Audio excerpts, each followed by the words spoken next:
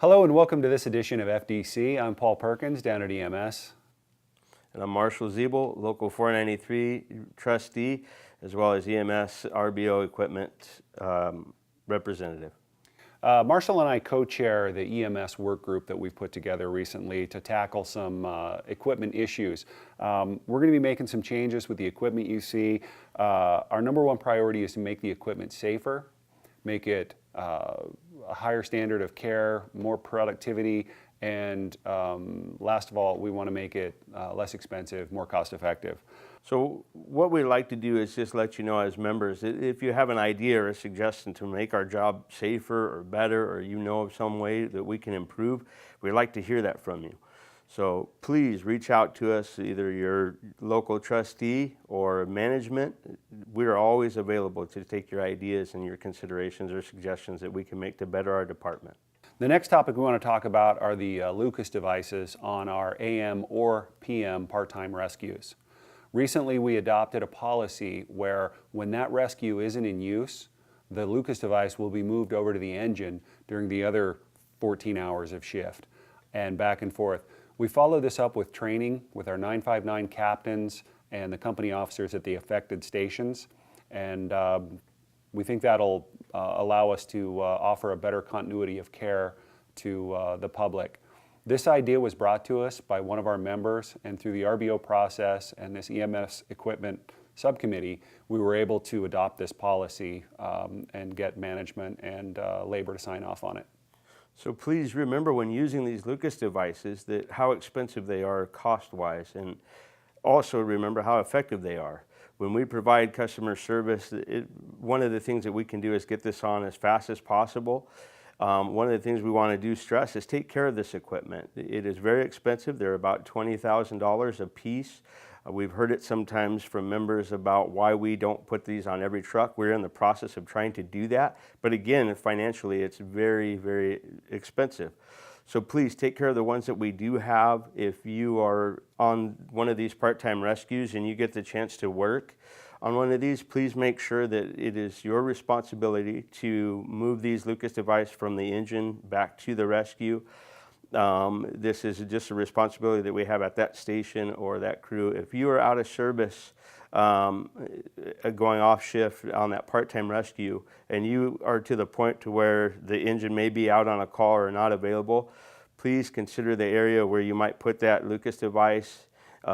Be cognizant of thinking of where that is, and that way we can transfer these over to you, make sure the engine has it for that time being. The next thing we want to talk about are the Lucas devices and our interaction with the receiving hospitals. It's been reported recently that some of our rescues are staying on scene at the hospital for extended periods of time while the hospital staff uses the Lucas device during a code. And while this is a good thing for the patient, it causes problems because our rescues aren't getting back into service as quickly as they need to. We're working with our hospital partners and advising them to obtain their own chest compression devices so that we can get our equipment and our rescues and our personnel back in service and ready for the next call. The other thing we'd like to talk about is our Narcan dosage. Recently, Dr. G has changed the standing order for Narcan administration. If you suspect a fentanyl overdose, you can give up to 10 milligrams or more.